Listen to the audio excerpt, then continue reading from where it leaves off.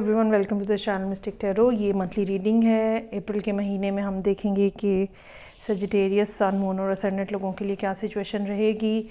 Cards मैंने already shuffle करके draw किए हुए हैं। इन कार्ड्स को मैं आपको करियर और रिलेशनशिप दोनों के मुताबिक जो है वो एक्सप्लेन करके बताऊंगी। मेरे पास एडवाइस के भी अलग-अलग कार्ड्स मौजूद हैं। अच्छा, रिलेशनशिप से स्टार्ट लेंगे हम। और रिलेशनशिप में ऐसे लगता है जैसे आपने रिलेशनशिप को बनाने की, बचाने की बहुत ज़्यादा कोशिश की है। और यहाँ पे अब ये ना सिचुएशन वाइस वर्सा भी हो सकती है, लेकिन मैं चूँकि सजिटेरियस लोगों के लिए रीड कर रही हूँ तो मैं उसी कॉन्टेक्स्ट में बताऊँगी। बहुत सारी बातें ऐसी थीं जो कि आपने बहुत ज़्यादा बर्दाश्त की हैं, और इस बात का चांस हो सकता है कि दूसरा पर्सन जो है वो काफ़ी ज़्यादा आपसे बेटर और हार्श अंदाज में बोला हो, लेकिन बहरहाल आपने उसके ऊपर भी बहुत ज़्यादा कोई रिएक्शन शो नहीं किया और आपने मुसलसल चीज़ों को ठीक करने की कोशिश की, लेकिन आपकी कोई भी कोशिश जो है वो सक्सेसफुल नहीं हुई और अल्टीमेटली रिलेशनशिप जो है वो एक एंडिंग स्टेज के ऊपर पहुंच गया।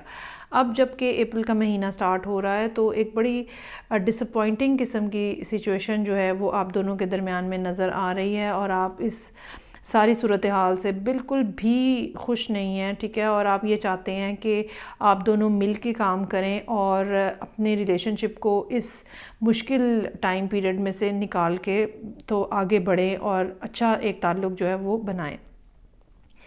अच्छा, इसमें दो बातें हो सकती हैं, या तो ये कोई कपल है जिसके बारे में बात हो रही है, और या फिर ये अगर दो सिंगल लोग भी हैं तो ये पहले से एक दूसरे को जानते हैं। एक काफ़ी लंबा रिलेशनशिप हो सकता है या काफ़ी डीपन किस्म का रिलेशनशिप हो सकता है। और यहाँ पे ये भी बात मैं कहना चाहूँगी कि ये दो ऐसे लोग हैं जो एनर्जेटिकली एक दूसरे को बहुत ज़्यादा सूट करते हैं और एक दूसरे को बहुत ज़्यादा एक ही लेवल के ऊपर जो है वो डील करते हैं। यहाँ पे मेरे पास क्वीन ऑफ सोर्ड्स मौजूद है और साथ ही साथ किंग ऑफ सोर्ड्स भी मौजूद है। दो लोग जो कि बहुत जीनियस हो सकते हैं, दो लोग जो कि वो बहुत ज़्यादा अक्लमंद से आने हो सकते हैं, लेकिन समहाउ रिलेशनशिप के मामले में एक कोल्ड सा अंदाज़ जो है वो इन दोनों ने अपनाया हुआ है। मोस्ट प्रोबेबली आपने अपनी सारी कोशिशें करने के बाद हार मान ली जैसे, और दूसरा पर्सन जो है उसकी कोल्डनेस को देख के आप भी कोल्ड हो गए हैं। ये इस तरह के कुछ मामला जो है वो नज़र आ रहे हैं। अच्छा, अब ऐसा लगता है कि आप इस महीने में एक दफ़ा फिर एक कोशिश करना चाह रहे हैं, पुराने वक्त को याद करा के और मामलात को ठीक करना चाह रहे हैं, लेकिन डीप डाउन आपको डर है कि भाई ये कैसे होगा, ये होगा कैसे। दूसरी तरफ आप ये भी चाहते हैं कि जिस पर्सन के साथ आपकी डीलिंग्स हैं, जो कि यहाँ पे क्वीन ऑफ सोर्ड्स की तरह पे आ रही हैं, ठीक है, वो पर्सन जो है वो ख़ुद रब्ता करे। जो इन्होंने बातें की हैं, जो उन्होंने चीज़ें कही हैं, जिस तरह की लैंग्वेज इन्होंने इस्तेमाल की है, अगर आप वो हर चीज़ को इग्नोर भी कर दें, स्टिल यू वांट कि मैंने इतनी कोशिश की है, अब दूसरा पर्सन जो है वो कोशिश करे। अच्छा, ये भी मैं हो सकता है कि आप दोनों या तो डिस्टेंस के ऊपर रहते हैं, दूसरे शहरों में, दूसरे मुल्कों में, या फिर इमोशनल डिस्टेंस जो है वो बहुत ज़्यादा हावी हो गया हुआ है आप दोनों लोगों के ऊपर।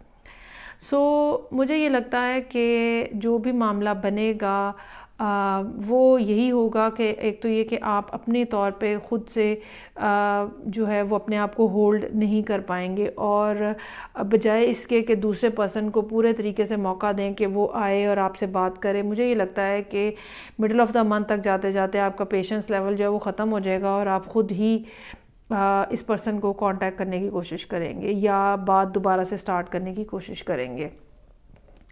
अच्छा, यहाँ पे जो आपके ये तो ऐसे नज़र आ रहा है ना, लेकिन ये जो एडवाइस के कार्ड्स हैं वो देखते हैं। The energy is gaining momentum. चीज़ें आहिस्ता आहिस्ता तेज़ हो जाएंगी, चीज़ें आहिस्ता आहिस्ता उनकी स्पीड जो है वो बढ़ना शुरू हो जाएगी। Take time to breathe out.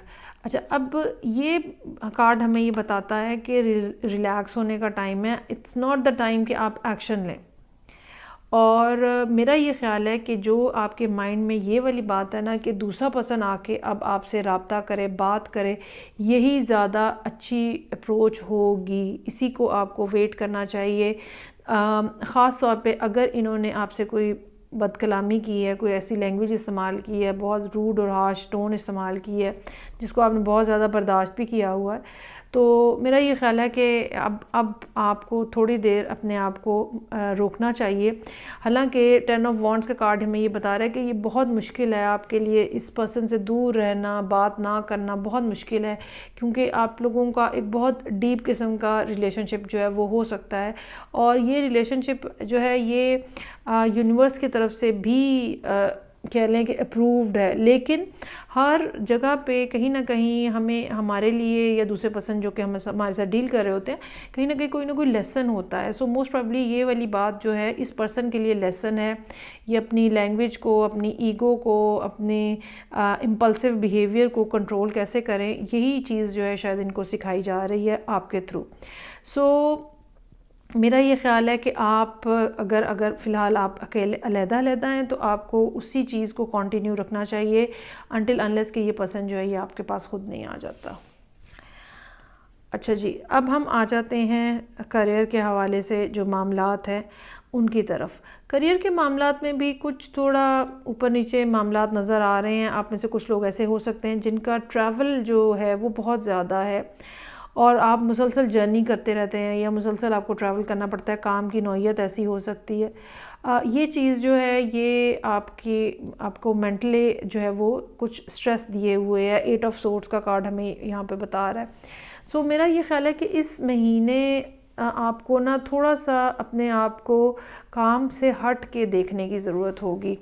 और जितनी आपने कोशिशें की हैं, जितनी आपने एफ़र्ट्स की हैं, इसमें कोई शक नहीं है कि वो बहुत ज़्यादा रिज़ल्ट ओरिएंटेड हैं। लेकिन नज़र ये आता है कि आपने अपनी कॉस्ट के ऊपर, अपनी वेल बीइंग की कॉस्ट के ऊपर आपने ये सब काम जो है वो किए हैं। यही वजह है कि अब आप ज़हनी तौर पे बहुत ज़्यादा थक गए हैं और आपको चीज़ों को हैंडल करना, चोर्स को हैंडल करना, टास्क हैं अगर उनको हैंडल करना आपको काफ़ी ज़्यादा मुश्किल हो रहा है। और इस सब के ऊपर जो है वो ट्रैवल के काफ़ी सारे कार्ड्स जो हैं वो नज़र आ रहे हैं। इससे मुझे ये महसूस होता है कि आप उन लोगों में से हो सकते हैं जो कि मुसलसल सफ़र करते हैं। सो पहला एडवाइस का कार्ड यहाँ पे जो है मेरे पास डोर टू स्पिरिट का कार्ड है। ये ठीक है कि हम इस दुनिया में आए हैं, हमें काम करना है, चीज़ों को बनाना है, इस्टेब्लिश करना है, अपनी लाइफ को भी बनाना है, लेकिन बीच बीच में हमें अपनी जो स्पिरिचुअल बॉडी है, जो स्पिरिचुअल बीइंग है, हमें उसको भी देखना है, अपने आप को वहाँ पे भी इम्प्रूव करना है। सो मेरा ये ख़्याल है कि अप्रैल का महीना ऐसा होगा जहाँ पे आपको टेंजिबल चीज़ों से हट के इनटेंजिबल चीज़ों की तरफ, स्पिरिचुअलिटी की तरफ रुजू करने की ज़रूरत है। अच्छा, दूसरा कार्ड जो है वो इस क्वीन ऑफ सोर्ड के कार्ड के साथ कोइंसाइड कर रहा है। 4th चक्र आर्कएंजल राफेल का कार्ड है। कम्युनिकेशन जो है वो बहुत ज़्यादा ज़रूरी रहेगी। अगर आपका बहुत ज़्यादा बर्डन है काम का, लोग आपके साथ कोऑपरेट नहीं कर रहे, you need to speak up about that. अपने जो टास्क हैं उनको आपको सबलेट करने की ज़रूरत होगी। अगर आप घर में रहने वाले कोई शख्स हैं या वर्क फ्रॉम होम है, उसमें भी आपको चीज़ों को सबलेट करने की ज़रूरत है। अगर आपको ऐसी खातून है जो कि घर में रह के काम करती हैं, तो अपने लिए कोई ना कोई हाउस हेल्प या इस तरह के कुछ मामलात में कहीं ना कहीं अपने लिए आसानी के लिए कोशिश करें, ताकि जो स्पिरिचुअल एस्पेक्ट आपकी लाइफ के अंदर मिस हो रहा है उसको आप जो है वो दोबारा गेन कर सकें। ये जो कार्ड है 4th चक्र का, ये 38 नंबर कार्ड है जो कि 8, 9, 10, 11 के ऊपर जो है वो आ रहा है, जो कि हमें ये बताता है कि स्पिरिचुअलिटी और लोगों के साथ कोऑर्डिनेशन दोनों को साइड बाय साइड आपको चलाने की ज़रूरत है। ये मत सोचें कि सारा कुछ बस आप ही ने करना है, ठीक है। अगर आप लोगों के साथ शेयर करेंगे तो लोग भी आपकी मदद को आएंगे। यहाँ पे 6 ऑफ कप्स का कार्ड जो है वो हमें इस बात को इंडिकेट कर रहा है कि कहीं ना कहीं से हमें हेल्प आती हुई मिल रही है, लेकिन ज़रूरी ये होगा कि आप इससे पहले ये हेल्प को कॉल करें या लोगों को बताएं कि भाई यहाँ पे मुझे मदद की ज़रूरत है, बजाय इसके कि आप 8 ऑफ सोर्ड्स और 10 ऑफ वॉन्ड्स के साथ अकेले ही सब जगह पे निबर्द आज़मा रहे हैं। उसकी बजाय हेल्प लेना जो है वो बहुत ज़्यादा ज़रूरी होगा। सो ये थी रीडिंग जो कि सजिटेरियस लोगों के लिए थी। करियर और रिलेशनशिप के हवाले से फीडबैक का मुझे इंतज़ार रहेगा। मैं आपसे नेक्स्ट रीडिंग साथ फिर मिलूँगी। अपना ख्याल रखिएगा। खुदा हाफिज़।